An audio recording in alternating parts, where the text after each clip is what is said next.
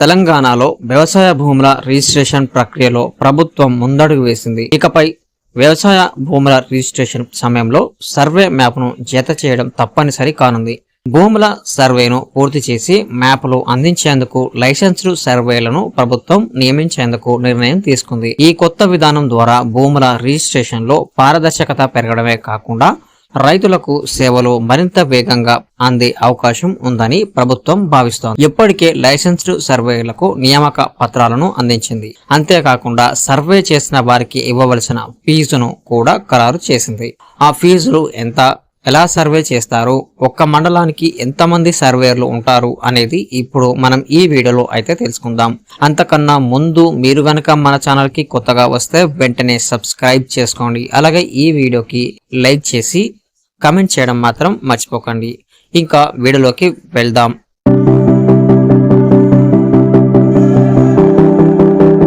తెలంగాణ రాష్ట్ర ప్రభుత్వం ప్రతి గ్రామ మరియు మున్సిపల్ ప్రాంతాల్లో ఎదురవుతున్న భూ సమస్యలను పరిష్కరించడం కోసం ప్రతి హద్దును నిర్ణయించి భూ సమస్యలను పరిష్కరించి యజమానులకు పట్టాలు అందించాలి అని ప్రభుత్వం కొత్తగా లైసెన్స్డ్ సర్వేలను నియమించుకున్నారు.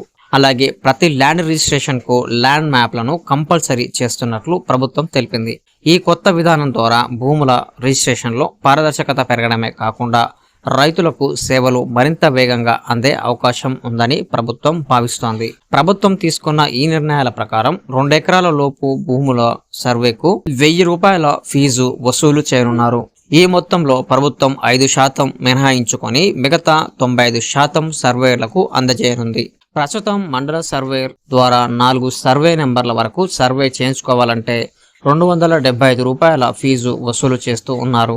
అయితే ఈ విధానం స్థాయిలో పూర్తి స్థాయిలో అమలు కావడం లేదని ప్రభుత్వం గుర్తించింది. దీంతో నూతనంగా లైసెన్స్డ్ సర్వేయర్లకు విధానాన్ని ప్రవేశపెట్టింది. ప్రతి మండలంలో భూ విస్తీర్ణాన్ని బట్టి 4 నుంచి 6 లైసెన్స్డ్ సర్వేలను నియమించనున్నారు. వీరికి ఇప్పటికే లైసెన్స్ పత్రాలు ఇవ్వబడ్డాయి. త్వరలో ఈ విధానానికి సంబంధించిన అధికారిక నోటిఫికేషన్ విడుదల కానుంది. ఈ నోటిఫికేషన్ అమల్లోకి వచ్చిన వెంటనే భూభారతి చట్టం ప్రకారం సాగు భూముల రిజిస్ట్రేషన్లు, మ్యూటేషన్లు, సర్వే పట్టం జత చేయడం తప్పనిసరి అవుతుంది. సర్వే ప్రక్రియను మరింత సులభతరం చేయడానికి ప్రభుత్వం ప్రత్యేక యాప్ లేదా వెబ్సైట్ ను రూపొందిస్తోంది. భూమి యజమానులు ఈ ప్లాట్ఫారం ద్వారా చలానా చెల్లించి దరఖాస్తు చేసుకోవాల్సి ఉంటుంది. దరఖాస్తు చేసిన వెంటనే వివరాలు ఆయా లైసెన్స్డ్ సర్వేయర్ కు చేరుతాయి. సర్వేయర్లు భూమి పరిశీలన పూర్తి చేసిన వెంటనే ప్రభుత్వం వారికి 3 విడతలుగా చెల్లింపులు చేస్తుంది. మొదటి విడత సర్వే వివరాలు నమోదు చేసిన వెంటనే 30% ఫీజు వాళ్ళ ఖాతాలో జమ చేయబడుతుంది. రెండవ విడతలో చూస్తే రిజిస్ట్రేషన్ పూర్తయిన తర్వాత మరో 30%, మూడవ రిజిస్ట్రేషన్ అధికారులు పరిశీలన అనంతరం మిగిలిన 35% భూమి సర్వే ఫీజు కూడా భూమి విస్తీర్ణాన్ని బట్టి నిర్ణయిస్తారు.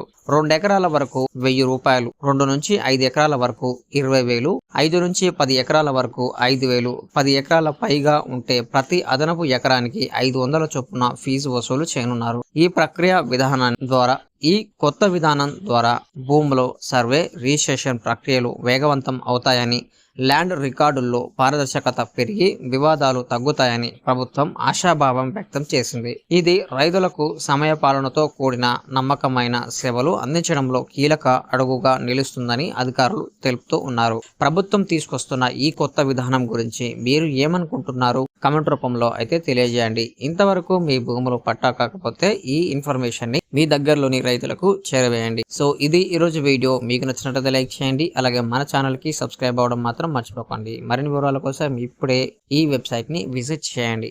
Thank you.